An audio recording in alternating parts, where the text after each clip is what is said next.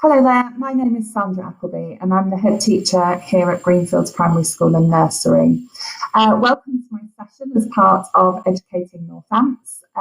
Today I'm going to be describing to you or telling you all about a strategy we implemented at Greenfields called Flipping Greenfields, which is all about ensuring that you achieve the best outcomes for your disadvantaged pupils. Although at the end you will hear actually that this ticked off many more boxes than just disadvantaged pupils. It really is a strategy for all. So I'm going to give you some context. Greenfields Primary School back in the late noughties, early tens would have been described as a bit of a sink school. The education at that time on offer here was, for whatever reasons, quite poor, and the school, it was underachieving for its pupils, not great. In 2012, following a succession of probably 5 head teachers in about 3 years, Rebecca Gray took on the headship, and it was at that point that the school took first steps in its turnaround journey. Now that journey was steep and rapid, but by all accounts it moved the school forward and got it into a great position. So I joined the school as the head, taking over from Rebecca in 2015. And just a couple of months later, we were visited by Ofsted and secured good, which was fantastic. We knew the school was in a really strong position. Academic outcomes had been turned around. Children were leaving Year 6 ready for Year 7. And I had enough time to get under the skin of the school to know that actually good is great, but good wouldn't be good enough for our community and for our pupils. Their legacy, it was pretty ingrained. Children were just scraping the expected standards by the skin of their teeth in preparation for Year 7, which we knew wasn't really good enough, and it certainly didn't describe an excellent education. So that was the start, I suppose, of the next phase of the journey. Now, we're a 2-form entry school, and at that time, 40 to 50% disadvantaged, so high percentages of children entitled to pupil premium. So we knew if we got it right for our disadvantaged pupils, then we'd be getting it right for all of our pupils here at Greenfields. We also knew that getting our children to the expected standard by the end of Year 6 was actually a really hard slog. It felt like hard work because often the foundations were not secured for the children. Their skills and knowledge was a bit hit and miss, and actually it wasn't a fantastic setup ready for them to move into Year 7 and beyond.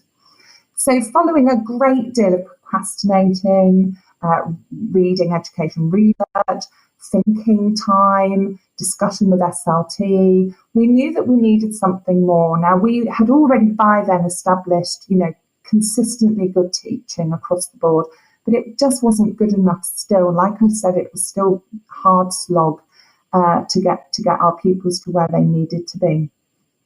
So this is where Flipping Greenfields and the story of Flipping Greenfields kind of starts. The birth of Flipping Greenfields, arguably, now I say arguably because my deputy head, Claire Tilsmith, says that she has her own story of the birth of Flipping Greenfields, but I'm going to tell you my version, and maybe one day she'll get to tell you her version. So here's a little insight into my personal life. I'm married to Ian. He's Ugandan and he was educated in Uganda. He attended a top private school in Uganda and achieved well. At that time, there was no, free state education for children in Uganda. So, the privilege ruled, and you did well if you were privileged. So that's important, and you'll understand why shortly. Because I'm going to just tell you about one evening, and it was a Saturday night. We'd had friends over for dinner. It was getting quite late, way later than I would normally have gone to bed, and probably far too much of the red stuff had been consumed at that point. And invariably the conversation had moved on to education, which often it does. And I recall kind of having a bit of maybe a moan, maybe a moan about how hard it was being a head teacher in a school like Greenfields, which it felt at that time appropriate to say it was hard to educate children with really complicated little lives. I might have had a little bit of a moan about how hard it is to educate children who grow up in a chaotic environment, how hard it is to educate children who are hungry, how hard it is to educate children who are in a constant state of fight or flight, and how hard it is to educate children who don't necessarily know what it feels like to be loved. So blah, blah, blah. I might have had a bit of a moan and kind of perhaps was after some sympathy late at night on a Saturday night, but I didn't get sympathy. In fact, I got a very stern, I recall, my husband might argue that point, very sternly told, well, what do you expect if you can't do prep? Now, I think the conversation kind of ended at that point, though I can't be sure, I'm not entirely clear on the detail. But that really did stick with me.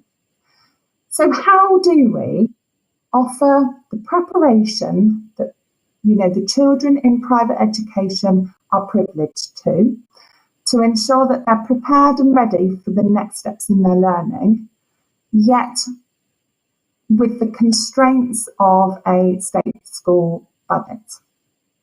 So a lot of thinking time later, coupled with long thinking time and discussion with my deputy head, and also with the knowledge of solo taxonomy levels. So if you're familiar with that, it's in a nutshell, if you know a little bit about something that you're going to learn, then you're going to be able to go deeper into that learning or further into that learning and progress more quickly. So knowing all of that, I knew that we needed to come up with a way of somehow delivering prep for our pupils to ensure that they were ready for the next steps of their learning.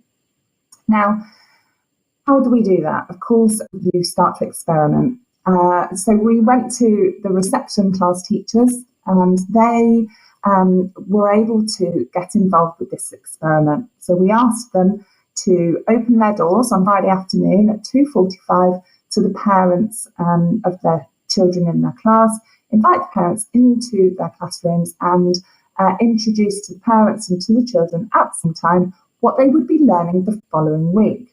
This was to support the parents in being able to have a conversation with their children about their learning, to help the children feel prepared for Monday morning, and to help the children go deeper into their learning. Now that carried on for a couple of weeks, and very quickly the reception teachers were feeding back to us how successful this was being in preparing the children for Monday morning lessons. So the feedback from the teachers was very positive. The feedback from the parents was incredibly positive as well. They felt more confident talking to their children about their learning. They felt like they knew what their children were doing in school. They also really liked picking up their children slightly early on Friday afternoons. That was a winner. So we did roll this out across the school. And I suppose this is where it all started. Flipping Greenfields became established. So across the entire school up to year 6, at 2:45 on a Friday afternoon, we opened our doors to the children's parents. The children's parents would come into the classroom and the teacher would run through what the learning is going to look like for the following week, picking out a couple of learning nuggets that they would share and model to the children and their parents in preparation for the following week. And again, the feedback was super positive. The teachers, even those who were initially quite reluctant, quickly saw the benefits of children having been better prepared for the learning ahead. So really, Flipping Greenfields had been established.